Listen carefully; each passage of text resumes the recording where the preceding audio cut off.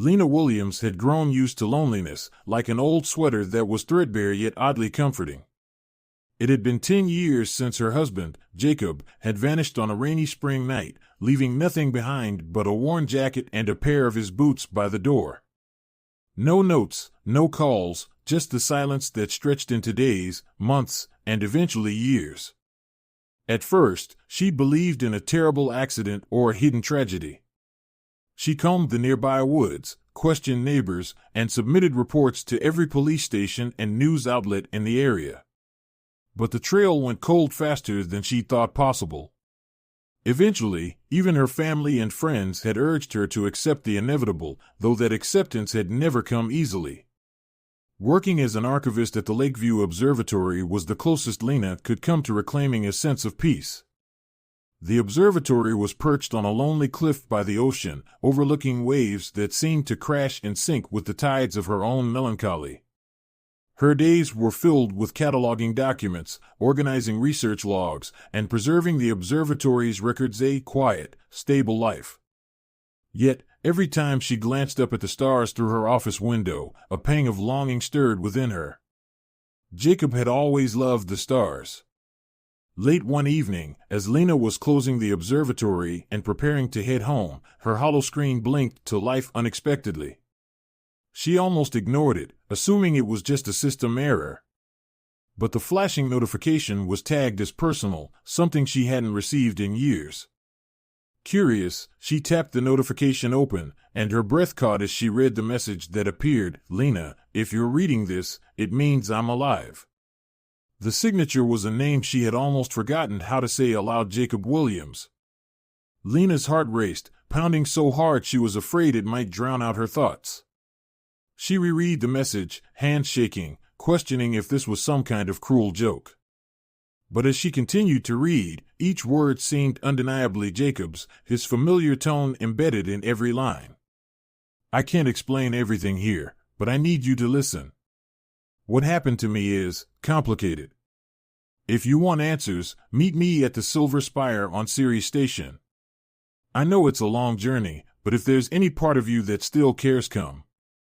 Ceres Station.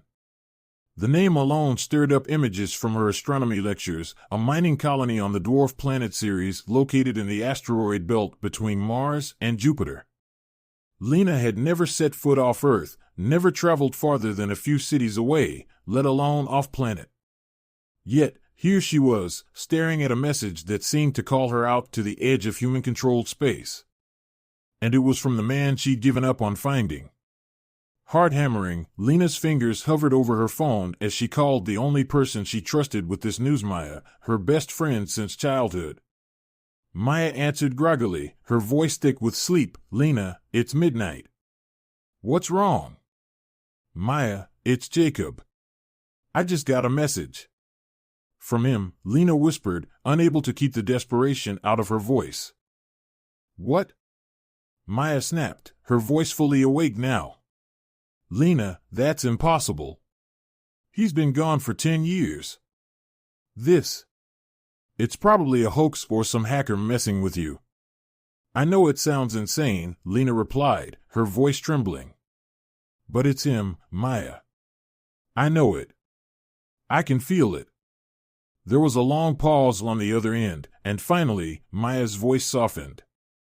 All right, Lena. If you really think it's him, then maybe you should go. But be careful, okay? This isn't like visiting a different country, it's space. And you don't know who or what might be waiting for you out there. That night, Lena packed a single bag with essentials: her tablet, a few changes of clothes, a small photo of her and Jacob from their honeymoon, and a journal she'd kept since he disappeared. Early the next morning, she booked a ticket on a commercial transport bound for Ceres Station, her heart a mess of conflicting emotions: fear, hope, anger, and a flicker of joy she hadn't felt in years. As her shuttle departed Earth's orbit and hurtled through the darkness of space, Lena found herself staring out the window, watching her home grow smaller until it was no more than a twinkling speck against the vast cosmos. She couldn't help but wonder what kind of life Jacob had led all these years and why he had chosen now, of all times, to reach out to her.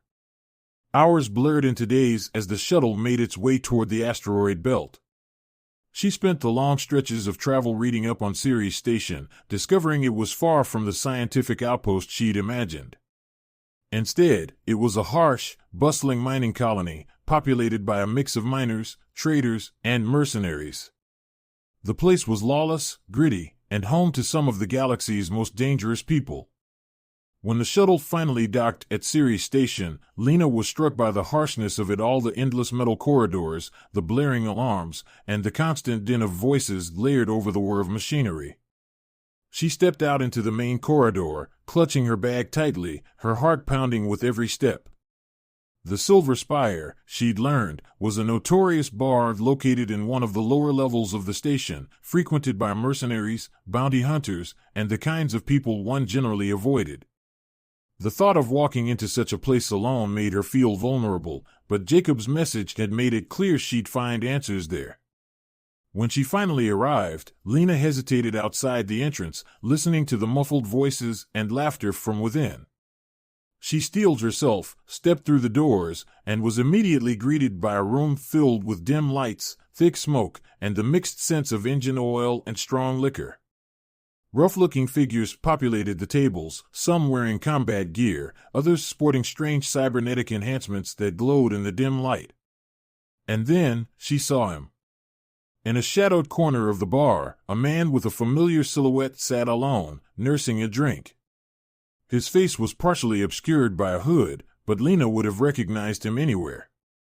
It was Jacob, looking older, harder, with a faint scar tracing across his cheek. Lena's breath caught in her throat. She took a tentative step forward, and Jacob looked up, his eyes locking onto hers.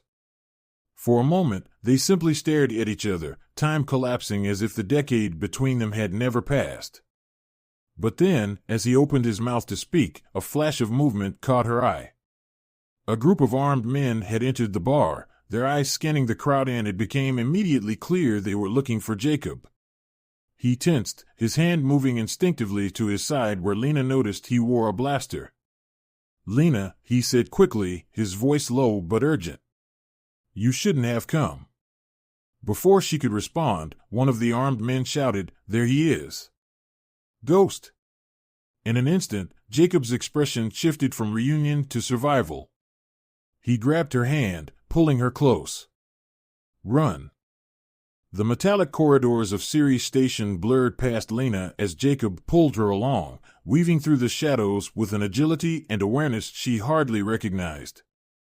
His movements were precise and practiced, every step filled with a warrior's instinct. She struggled to keep up, her heart racing, 1,000 questions bubbling in her mind, but they didn't stop until they'd reached a narrow alleyway in one of the darker, quieter sectors of the station. Only then did he release her hand, pressing a finger to his lips as he scanned their surroundings. The murmur of voices from the main corridor faded, replaced by the low hum of nearby machinery and the faint echoes of distant alarms. Jacob let out a small sigh of relief, but kept his gaze sharp, watchful. "Jacob," she whispered, trying to steady her voice, "What's going on?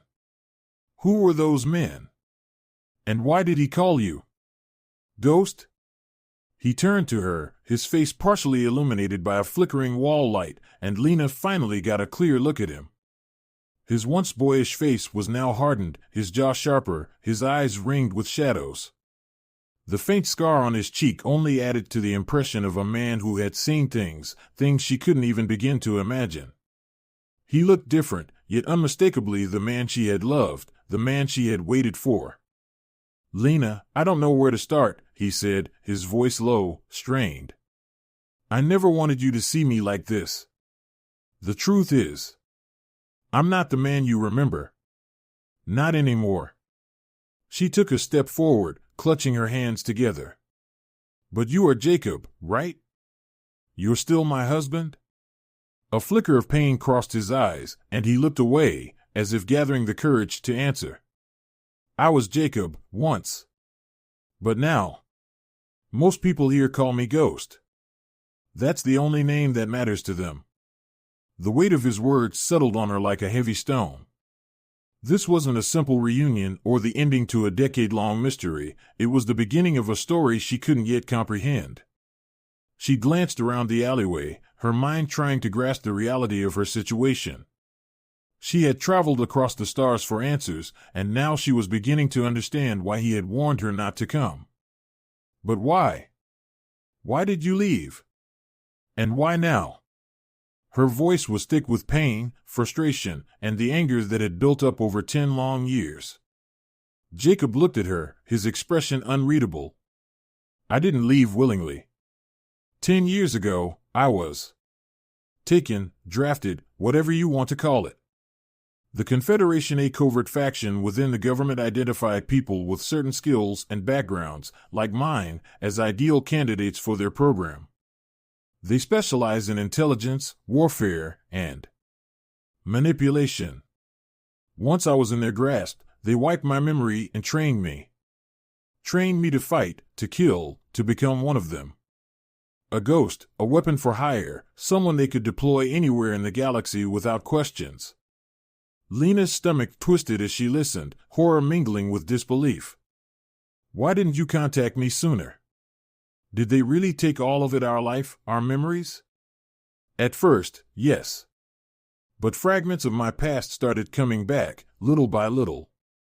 I saw your face in my dreams, memories of our life would drift in, haunt me at night. I had no idea if you were real or just some part of my past the Confederation had missed. He ran a hand through his hair, his expression bitter. But I had to find out. I took a risk contacting you, Lena. A huge risk. They don't tolerate loose ends. Lena swallowed, feeling a cold dread settle in her bones. So that's why those men came after you? Because you reached out to me? Partly. He leaned closer, his voice a whisper. They've branded me as a rogue operative. The Confederation believes you're a liability because of what I've told you. They think you could expose them. By contacting you, I essentially signed your death warrant. The air seemed to thicken, the weight of his words pressing down on her. She glanced around, suddenly hyper-aware of the danger they were in. So, what do we do? Do we run? Is there anywhere safe from them? Jacob's lips pressed into a thin line. There's no such thing as safe anymore, Lena. But I've got contacts here. Friends in low places. We can lay low, get supplies, and find a way to disappear. She nodded, a flicker of determination sparking within her. Then let's do it. I came all this way to find you, Jacob. I'm not leaving now. He held her gaze, an emotion she couldn't name passing through his eyes. I need you to understand what you're signing up for. I'm not the same man you loved. I've done things I'm not proud of.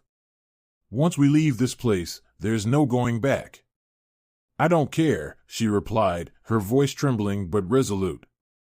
You're still Jacob to me. And whatever you've done, whatever they made you do, we can face it together.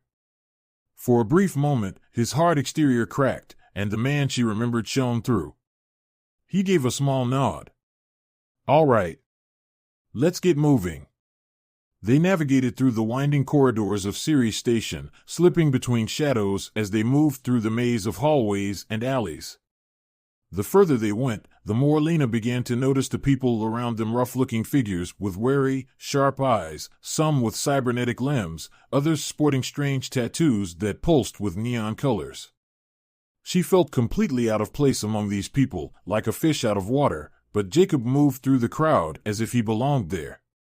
Eventually, they reached a small workshop tucked into a dark corner of the station's industrial sector. Jacob knocked on the door in a pattern that seemed too specific to be random, and after a tense moment, it slid open, revealing a heavily scarred man with a mechanical arm who eyed them suspiciously. "Ghost," he grunted, his voice low and rough.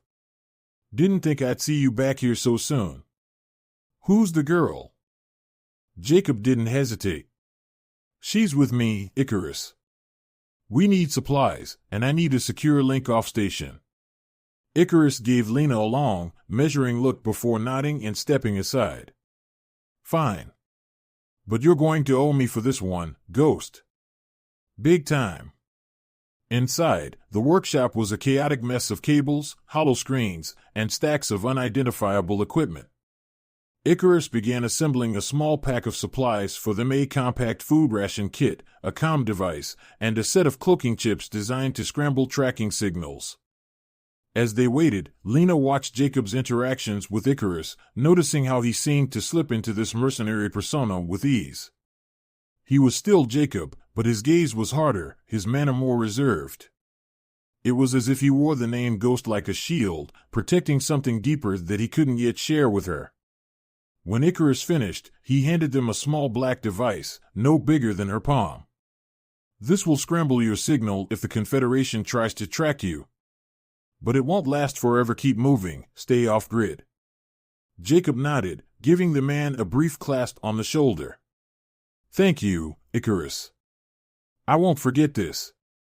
With supplies in hand, they slipped back into the shadows, moving toward a docking bay where Jacob had arranged transport on a rogue freighter heading for a less patrolled sector of space. The air was tense, and Lena's heart raced with a mixture of fear and adrenaline. Her life, once so predictable and mundane, had turned into something surreal, a dangerous journey with the man she'd thought she'd lost forever. As they approached the docking bay, Jacob turned to her, his gaze steady. Lena, I need you to understand.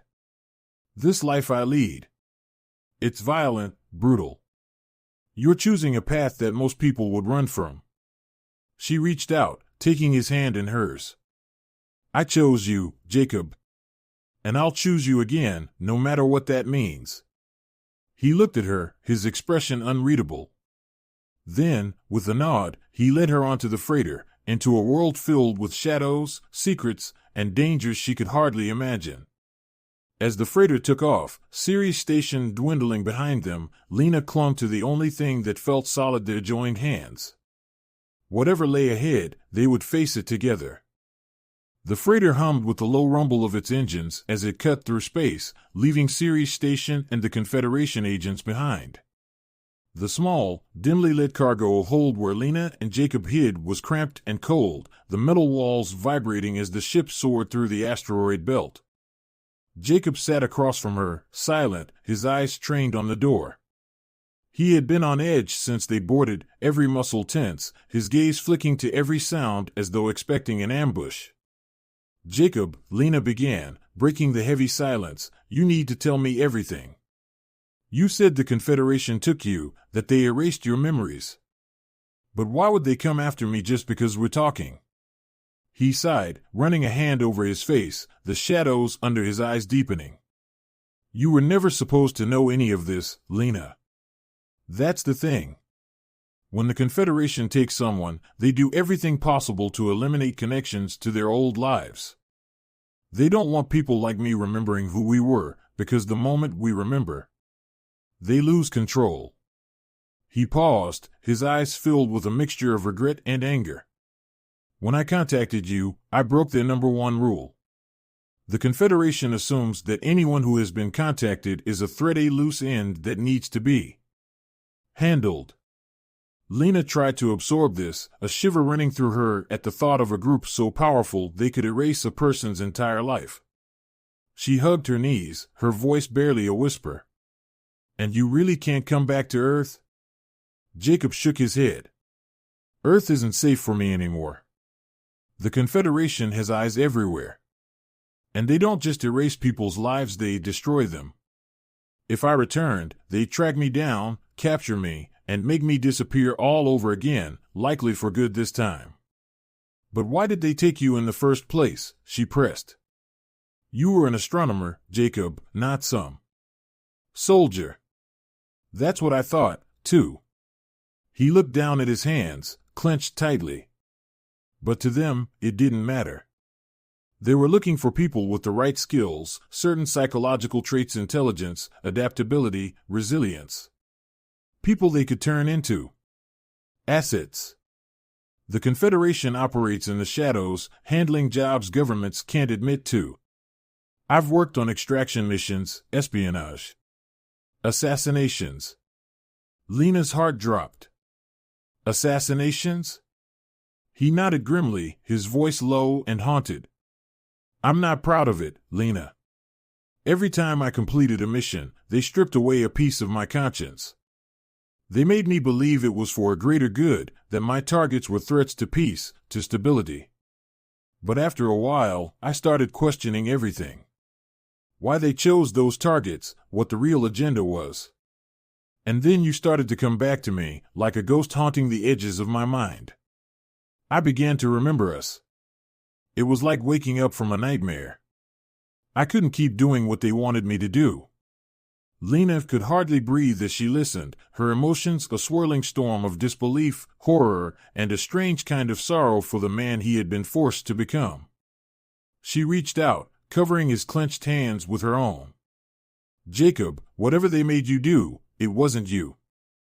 They took that choice from you. For a moment, the hardness in his expression softened, and he met her gaze with a flicker of vulnerability she recognized. That's why I had to contact you, Lena. You were the only real thing in a world that was otherwise manufactured. But now, by contacting you, I've put you in the crosshairs, too. And the Confederation they don't forgive or forget. They sat in silence, his hand wrapped in hers. The cold reality of their situation settled between them, heavy and unavoidable. But as they drifted through space, a sudden chime on Jacob's comm device broke the stillness. Jacob tensed, checking the display. His face hardened as he read the message. They found us. What? Here? How? Lena's heart raced. Freighters like this are easy to track if you know the right channels. He stood, stuffing their few belongings into a small pack. The Confederation's agents will be closing in. We need to get off this ship at the next jump point, or we won't make it to the outer rim. Moments later, the freighter's pilot announced an upcoming stop to refuel at a remote spaceport on an unnamed moon orbiting a gas giant. Jacob leaned close, explaining their plan.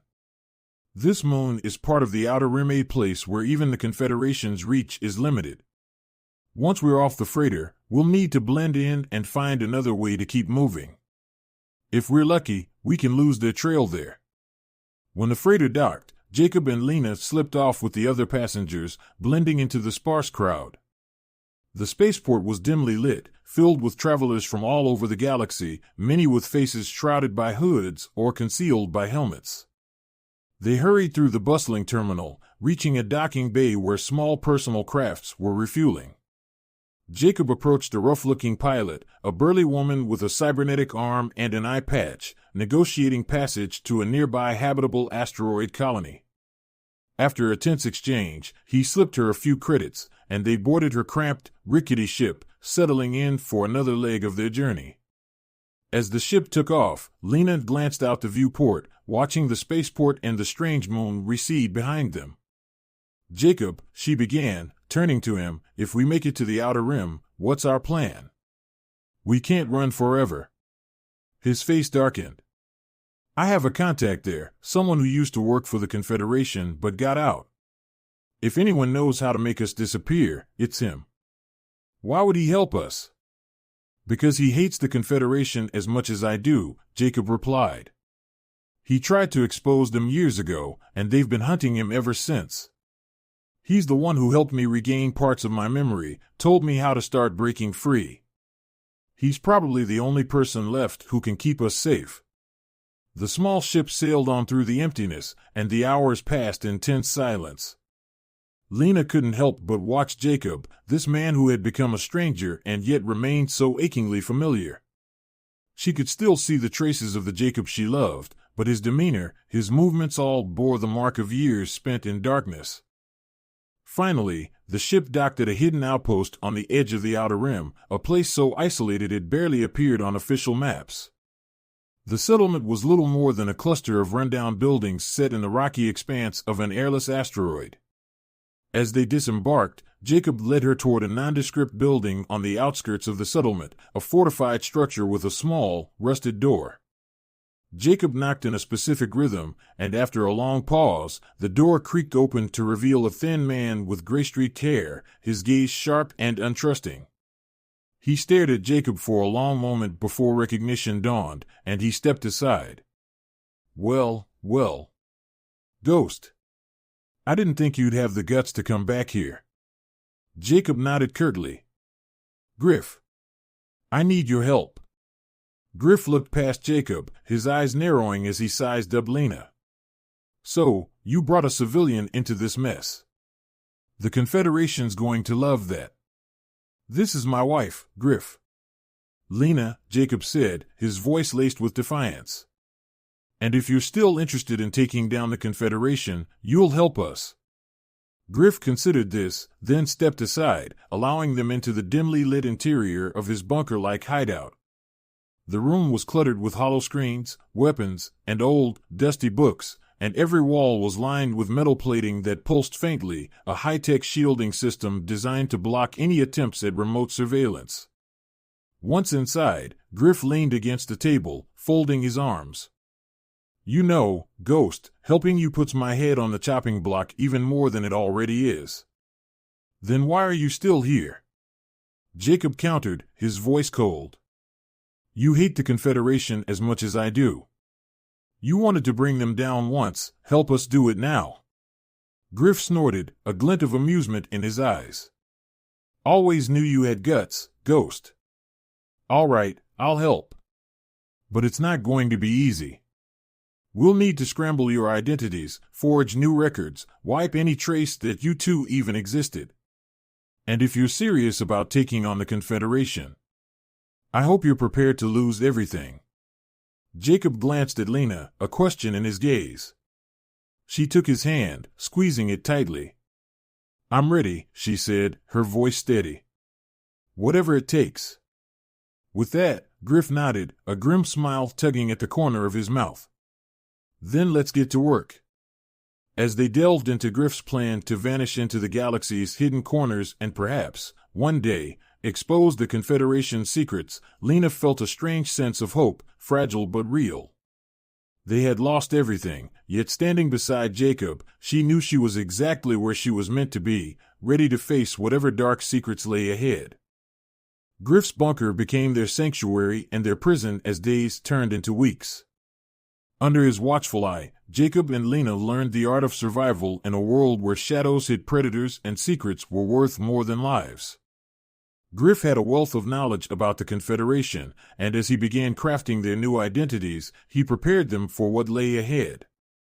One evening, as they gathered around a hollow screen displaying a galaxy map, Griff pointed to a region on the edge of known space, a lawless zone where Confederation patrols rarely ventured. This is where you'll go, he said, his voice firm. It's a place even the Confederation doesn't touch. Out there, your Ghost's untouchable. Lena studied the map, the vastness of the outer rim stretching out like a promise of freedom and isolation. But even as she traced the path, a seed of doubt grew in her chest. Could they really outrun the Confederation forever? We'll need a secure ship, Jacob said, his tone thoughtful. Something fast and untraceable. Griff nodded. I've arranged for a shuttle that'll get you there. But there's one thing you need to know. He paused, his eyes narrowing. Once you're out there, you can't come back. You'll have to let go of everything, friends, connections, even memories of your old lives. The Confederation has a way of reaching through cracks.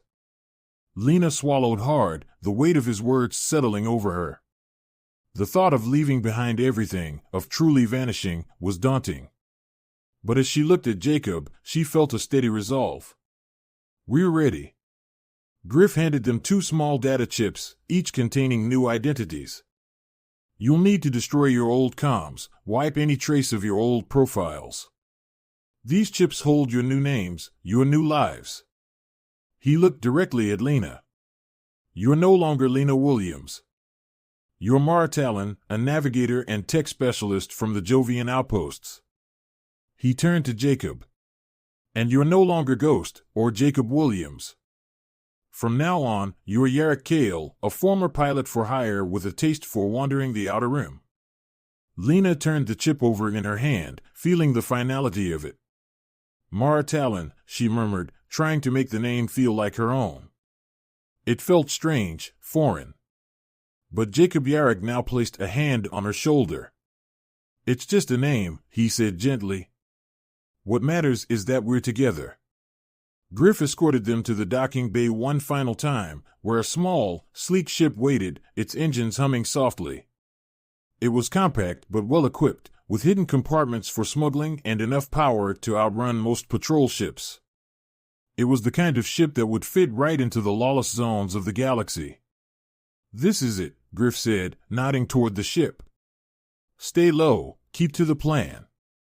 And if you ever think about trying to bring down the Confederation, just remember, they'll come for you without mercy." Jacob clasped Griff's hand, his expression one of gratitude and determination. "Thank you, Griff, for everything." As they boarded the ship, Lena took a final look at Griff, at the dim lights of the outpost, at the strange, cold world that had been their last link to their old lives. The door closed behind them with a hiss, and a deep silence settled in the cockpit. Jacob sat in the pilot's seat, running through pre-flight checks with practiced ease, his fingers gliding over the controls like second nature. Lena took the seat beside him, her heart pounding as they prepared to launch. She stole a glance at him, seeing the flickers of the man she'd married beneath the hardened exterior of Yarrick Kale, the mercenary. In some ways, they were both becoming new people. With a low hum, the engines powered up, and Jacob guided the ship out of the docking bay, into the star-studded expanse of space. They left the outpost behind, diving deeper into the lawless regions, where planets and stations bore no names, only numbers and codes. Hours melted into days, and they fell into a rhythm. Lena familiarized herself with the ship's systems, her mind spinning with information about scanners, encryption, and navigation algorithms that would keep them hidden. Jacob focused on keeping them on a path far from Confederation patrols, choosing routes that took them through asteroid fields, nebula clouds, and the dense pockets of debris where ships rarely traveled. They survived on ration packs and small conversations, trying to rebuild fragments of the life they'd once had, but knowing full well they were forever changed. They spoke of small things, the constellations, favorite memories from Earth, the places they'd once dreamed of visiting together. And, in the quiet moments, Lena found herself leaning into this strange, dangerous new life, if only because it was with Jacob, even if he was now Yarrick. One night, as they drifted through the quiet of a nebula, Jacob turned to her, his voice soft. "I'm sorry, Lena. For everything. For leaving, for putting you in this life. I never wanted you to see this side of me." She reached for his hand, the touch grounding them both in a way words couldn't. "Jacob, I came here because of you. And if we're out here forever, it's still worth it to me. I would rather be nowhere with you than anywhere without you." They held each other's gaze for a long moment, their fingers intertwined. In that quiet moment, amidst the stars and the shadows, she felt the warmth of the man she loved, even if he had become something different. They were still together, bound by something deeper than names or identities. But the peace was short-lived. The ship's alarm blared, snapping them both to attention. Jacob checked the scanners, his face darkening. "Confederation ship, on our tail." Panic tightened in Lena's chest. "How did they find us?" "I don't know," he muttered, adjusting their course to swerve through a nearby asteroid field. "They must have picked up a faint signal. I thought Griff's scrambler would hold longer." The enemy ship was closing in, faster than they had anticipated. Lena scrambled to the control panel, activating every defensive system she could find. The ship shuddered as they dodged through the asteroid field, each close pass rocking them with the force of the maneuvers. Jacob's eyes narrowed in concentration. "Hold on," he shouted, veering the ship downwards, dodging a massive asteroid and firing up the thrusters. But the Confederation ship stayed on their tail, undeterred. They had one option left, a maneuver so risky it bordered on suicide. "Jacob, what are you dash?" "Trust me, Lena." He punched in a series of coordinates, and she saw their destination, a neutron star on the edge of an uncharted system, its gravity strong enough to rip apart most ships that ventured too close. Are you insane? She gasped, her heart pounding. If they follow us in there, they'll be torn apart. His voice was steady, resolute. And if we're lucky, we'll come out alive on the other side. The ship hurtled toward the star, the gravitational pull growing stronger with every second. Alarms blared, and Lena clutched her seat, her mind racing with fear. But Jacob was calm, his focus unwavering as he guided the ship through the deadly gravitational waves. The Confederation ship hesitated at the edge, but with no other option, it followed them in, pushing its engines to the limit. As they neared the neutron star's orbit, Jacob activated the cloaking field Griff had installed, masking their signal just long enough to swerve out of the star's pull and away from the deadly gravitational field. The Confederation ship, unable to detect them, was caught in the star's massive pull. In seconds, it was dragged toward the star, its hull crushed in a blinding flash of light. Jacob let out a breath, his grip on the controls loosening as he guided them back to safer space. Lena sagged in her seat, adrenaline coursing through her, leaving her breathless. They floated in silence, the ship quiet once more, safe from the Confederation at least for now. Jacob glanced at her, his expression softening. We made it. She let out a laugh, shaky and disbelieving. I don't know how you pulled that off. He managed a tired smile. Neither do I. For a moment, they simply sat in the stillness, the vast stars stretching out before them. They had escaped, outwitted their hunters, and survived the impossible. But as they drifted through the quiet of space, Lena knew this was only the beginning. They were truly alone now, just two souls against a galaxy determined to tear them apart. Yet, as she looked at Jacob, she felt a renewed resolve. They would keep running, keep fighting, and somehow, someday, they would find a way to bring the Confederation to justice. For now, all they had was each other, and that would have to be enough. With a last, lingering look at Jacob, Lena turned her gaze forward, into the endless unknown. Together, they faced the stars, and with the engines thrumming beneath them, they sailed on into the darkness, a new life beginning with every light year they left behind.